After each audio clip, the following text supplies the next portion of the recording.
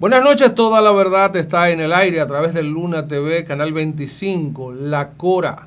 Yo soy Tony Rodríguez, orgullosamente formando parte de esta gran familia. ¿Cuál es el futuro de la partidocracia en la República Dominicana? ¿Desde cuándo existen los partidos políticos?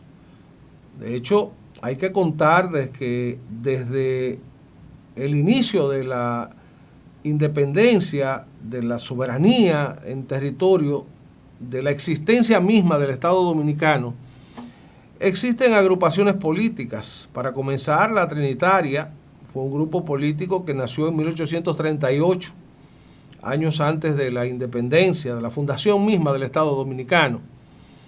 A partir de el liderazgo que desataron, por un lado, Pedro Santana y el otro era Buenaventura Báez, comenzaron a identificarse los grupos por colores. El color rojo, el color azul que identificó a los luperonistas, restauradores, el color rojo que identificó a los seguidores de Buenaventura Báez. Y después estábamos entre colos y rabuces, es como la cola del gallo, ¿la tiene o no la tiene? Entonces, entre jimenistas,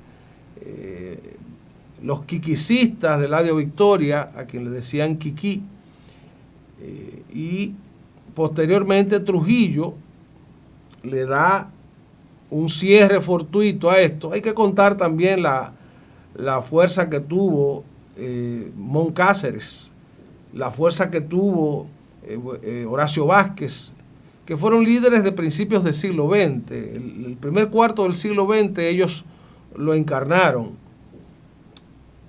Pero Trujillo hace nacer el Partido Dominicano, un partido que se identificaba con una palma. No sé cuál es la identidad de la palma con esto de la política como simbología, pero Trujillo hizo un partido único en el país que fue el Partido de la Palma, el Partido Dominicano. En 1939 nace el Partido Revolucionario Dominicano y en 1962, en las elecciones del 20 de diciembre, cuando el PRD, con Juan Bosch como candidato, gana las elecciones. En 1966, un hombre que fue del Partido Dominicano funda en ese tiempo el Partido Reformista, solo reformista. Balaguer fundó el Partido Reformista, que después hizo alianza para transformarse en Partido Revolucionario Social Cristiano, hizo alianza con el socialcristianismo.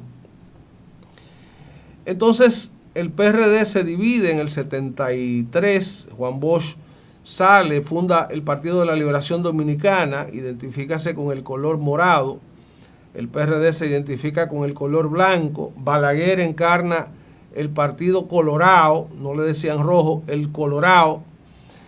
Y entonces la política evoluciona, los políticos evolucionan, los partidos evolucionan. Después la Junta Central Electoral comienza a dar aquiescencia a una serie de partiditos que no han logrado desarrollar más de ahí. O sea, después del PRD, el Partido Reformista y el PLD, ¿qué otro partido logra descollar? No he llegado al PRM. Partidos pequeños, con símbolos, con colores, pero que solo servían para hacer bisagra con los partidos grandes. En el 1996, gana por primera vez el partido de Juan Bosch, con Leonel Fernández como candidato. Y se produce también un relevo. En el PRD hubo relevo de Bosch a Peña Gómez, de Peña Gómez a Hipólito Mejía, de Hipólito Mejía a Luis Abinader con el PRM. Perdón, y el PLD evoluciona con Danilo Medina, con Leonel Fernández. Ahora se habla de dueños y esa es una debilidad de los partidos. Los partidos no tienen dueños, son organizaciones sociales sin fines de lucro donde se rotan los dirigentes. Se supone que ahí manda mucha gente. Sin embargo, cuando se dividió el PRD, Miguel Vargas se convirtió en el dueño del PRD pero a raíz de la división del PLD, Danilo Medina se convierte en el dueño del PRD y nace, y esta es otra modalidad que quiero destacar, todavía esta gripe no pasa, nace la forma de comprar partidos. Leonel Fernández compró un partido, el Partido de los Trabajadores Dominicanos, el partido del Hacha, el Partido Verde, y lo transformó después en la Fuerza del Pueblo.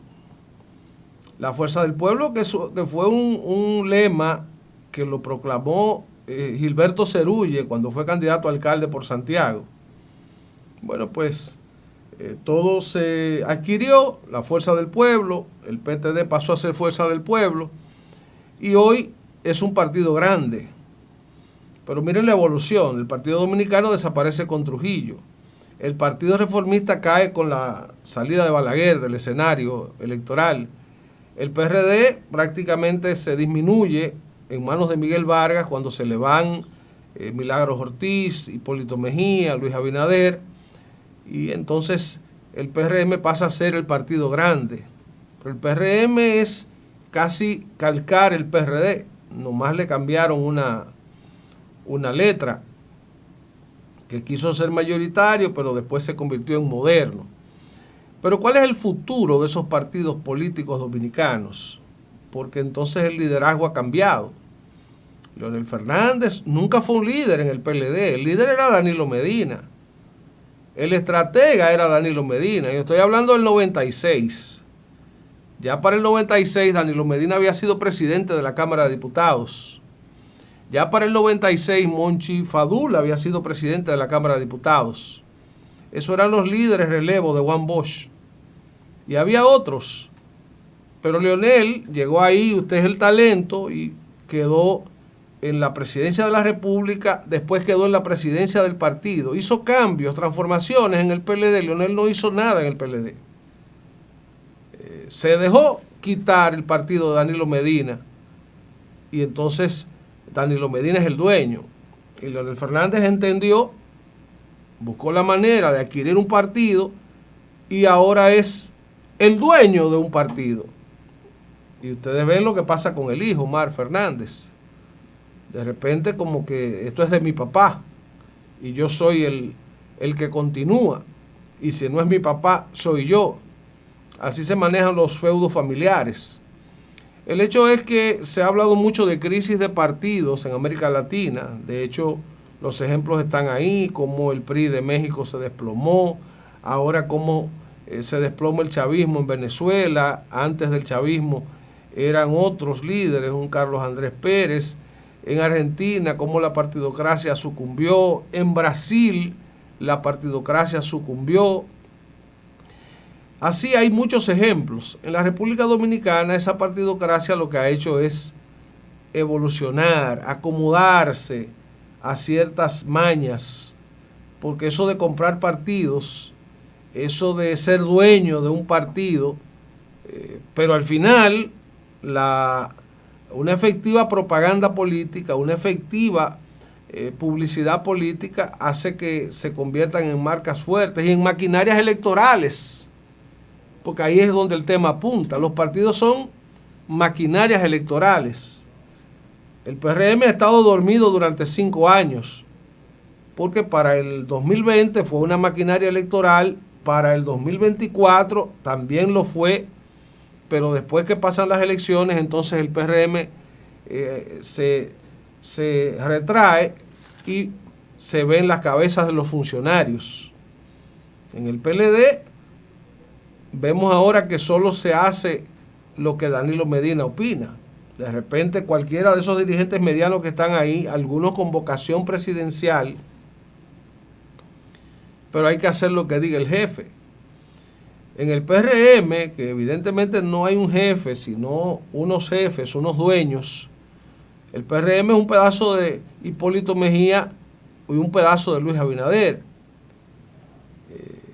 Ya ustedes ven el liderazgo de Paliza, que está diciendo que se va, no se aguanta más.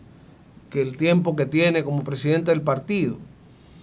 Y entonces, algunas figuras que han tenido ciertas recaídas, algunos han muerto, miren ahora el caso de Ramón Alburquerque, otros viven pero no tienen el mismo brillo de otros tiempos, otros que pudieran dedicarse más a ser directivos del partido, lo que quieren es ser candidatos a la presidencia, el caso de Guido Gómez Mazara y otros más.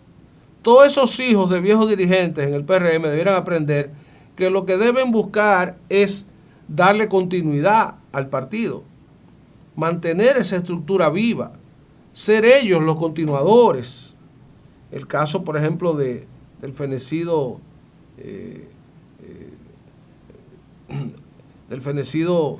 exministro de Medio Ambiente, el hijo de Jorge Blanco.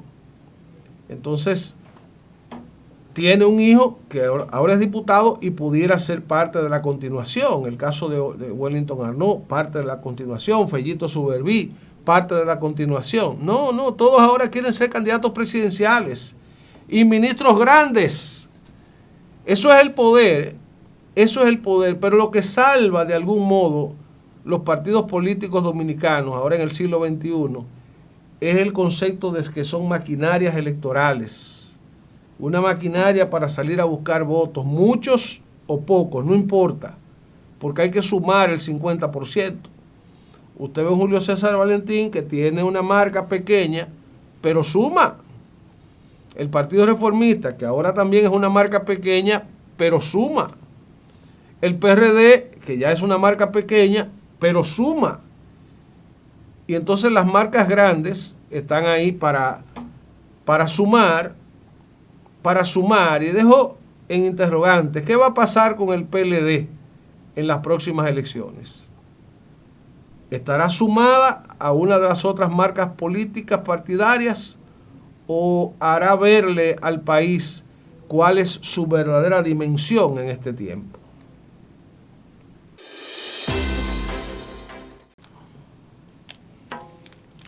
Miren, hay mucha gente que le teme a endeudarse. Los ricos toman prestado. O sea, hay deuda buena y hay deuda mala. ¿Para qué usted se endeuda? Cuando a usted lo llaman de un banco y le dicen tenemos un préstamo preaprobado, aquí yo le tengo una tarjeta de crédito. Aún las tarjetas de crédito, señores, con un buen uso pueden ser útiles para generar riquezas. El problema es que hay que diferenciar la inversión del gasto. Cuando usted toma la tarjeta de crédito y se va para un resort, usted va a gastar dinero. Cuando usted va a la tienda a comprar una cartera de marca o unos tenis deportivos, usted va a gastar dinero. Ahora, cuando usted va por ahí a hacer una inversión inmobiliaria, cuando usted va a comprar una maquinaria para su proyecto, para su emprendimiento, cuando usted, por ejemplo, adquiere un vehículo para producir dinero, una camioneta, un camión o un carro, como decimos aquí, pero que lo utilice para producir dinero, si usted lo hace en base a deudas, eso es deuda buena. La deuda mala es cuando usted gasta simplemente para consumir, para darse un gusto hoy. Esa formación que tiene mucha gente de que no importa, yo me doy el gusto hoy y lo gasté pero complacido, decía un personaje por ahí. Después usted se pasa un año pagando deuda, se pasa 2 pagando deuda. Hay gente que hace viajes, que hace fiestas, porque yo no puedo dejar pasar los 15 años de mi hija. Señores, a mí me tocó celebrar 15 años y yo supe ahorrar y resolver hasta el tope del gasto planificado para esa ocasión. Entonces, la vida hay que llevarla con planificación y aprender a diferenciar la inversión del gasto. Aprender a diferenciar la deuda buena de la deuda mala. No le tema a los préstamos, témale a los intereses. Porque si usted va por ahí para donde un prestamista y le va a cobrar un 10, un 15, un 20% mensual, no anual, usted está incurriendo en una deuda mala. Esa deuda es una deuda azarosa. Y para eso existe el mercado informal, pero también para eso existe la gente que no ha cuidado su imagen crediticia. Que yo no le debo a nadie, esa imagen no es buena. El problema no es no deberle a nadie, el problema es tener o no tener el crédito, tener o no tener la reputación crediticia y saber o no saber qué hacer con el dinero que cae en sus manos. Dice una canción, hay que ahorrar, hay que guardar, eso conviene, porque el que guarda siempre tiene. Hay que ahorrar, pero después hay que invertir. Y hay que invertir para generar riquezas. Y no importa que usted lo haga tomando dinero prestado. Que el banco le ofrezca un préstamo, tal vez a un 8, a un 9, a un 12, a un 14. Hay distintas formas pero estamos hablando de intereses al año. Las cooperativas, que son un buen modelo también de acompañamiento para quienes quieren tener una vivienda, mejorar su vivienda, tener un vehículo, pero que esa asesoría esté enfocada en que la deuda que usted va a hacer con esa empresa, con esa corporación financiera, con esa cooperativa, sea una deuda buena, con un instrumento o que se pague a sí mismo o que al final genere un nivel de plusvalía que esté muy por encima de los intereses.